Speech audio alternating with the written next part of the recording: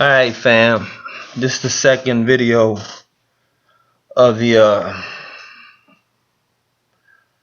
next level, second level of these lessons on this diametrical opening, Dear Defender. And yeah, we back with this gentleman that I played. And like I said, the last game you saw the first lesson and saw what not to do. So here's what happened with the next game, and you can see what I employed to change things. And remember, what we're trying to do with this opening is get into positions that are not in the book. We write in the book. So people are gonna have to learn how to just play chess instead of playing positions and just remembering everything. Now you got to play chess, and I made this opening up for myself and decided to share it and invite people to learn it and get better at it than me, beat me with it, so I can increase and get better with it. And all right, so let me run through these moves real fast, try to make this quick. Now, we don't want to be too long, but we do want to learn what to do and what not to do in this opening. All right, so last game he had white. This game here, we were both in the pool for 5 minutes. We matched up again. So last time he requested to play me. This time we just ran into each other in the pool. So first, that's that Dear Defender right there. And okay, first 5 moves are the exact same for him. But remember, is in the last video, which is the first one of the second level, we're going to attack these pawns. We're not going to sit back and just let these pawns steamroll, So c5, because obviously if he takes, you can get the bishop. Well, you can take the pawn. He can trade the bishop off after that, but,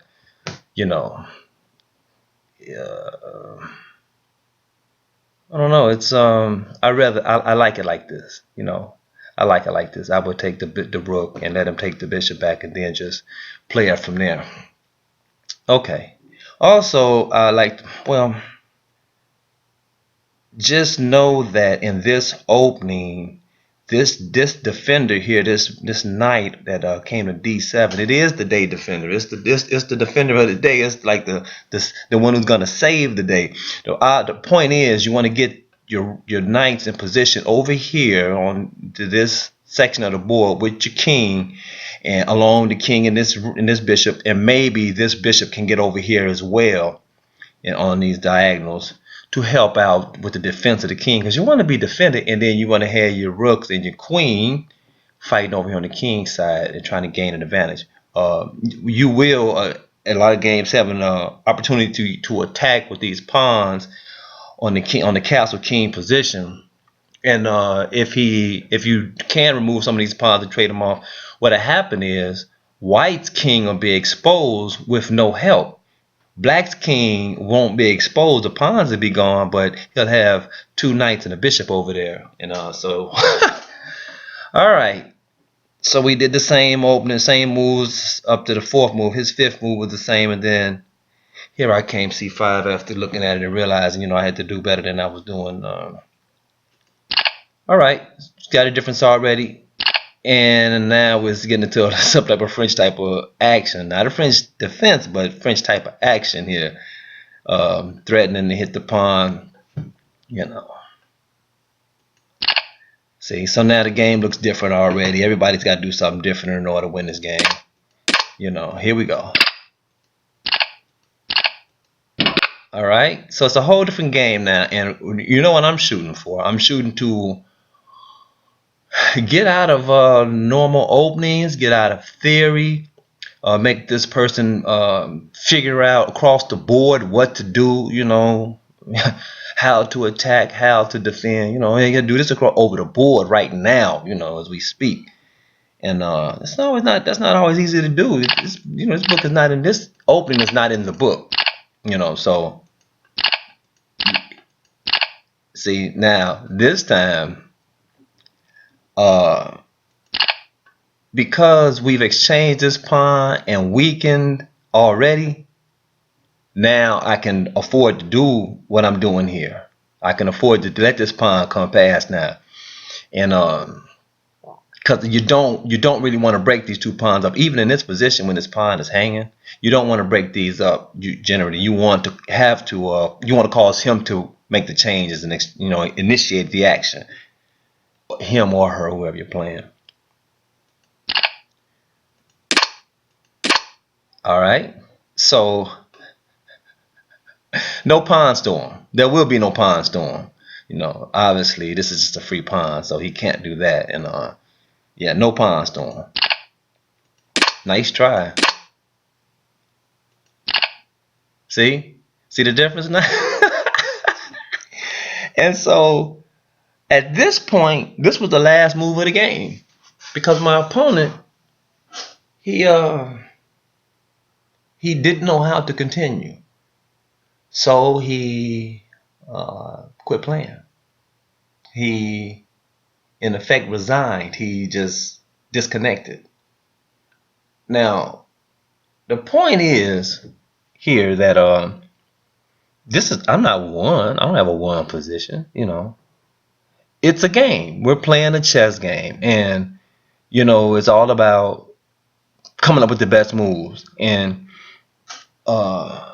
he castled queen side. Somebody else may look at this and say, "Dude, you busted."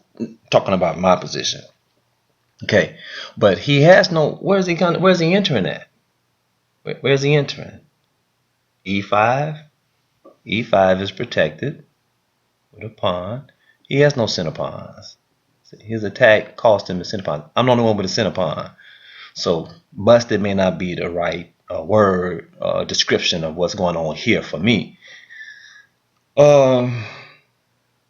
He's also, if this knight moves and this bishop gets here, he's gonna have a little trouble. I'm not saying I'm one. I'm just showing that this gentleman realized he didn't have a center pawn, and these pawns have no attack, and that I can safely castle now, or I can safely jump over here. I can safely jump over here. This can block any attack from the light squares. And look, his king is over here. It's tucked away, for the most part, but it doesn't take me any time to get, some activity. Bishop here, and look, now he's doing some defending.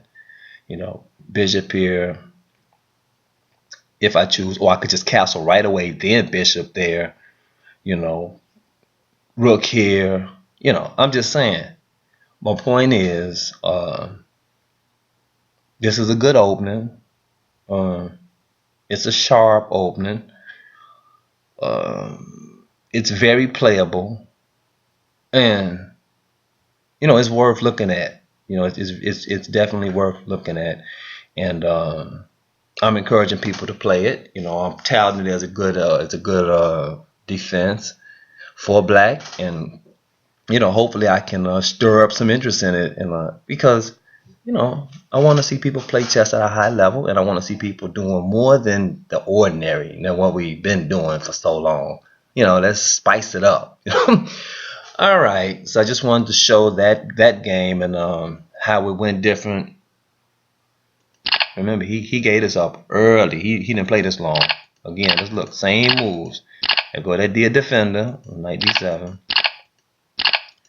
This is the right way to attack it, because you want to attack the king side, because I'm going to castle over there, and you want to get this bishop up and hidden G6, because this can often end up weak. And you have to be very careful with the G6 square and the E6 square for black. He's got to be very careful, he or she, because this is where the weaknesses. Sacks can even happen right here, just like in some Sicilians. The sacks can happen right here that can be the difference in the game. So hey, you have to do this in this position here. If you don't do this, nothing else. E5, you can play it.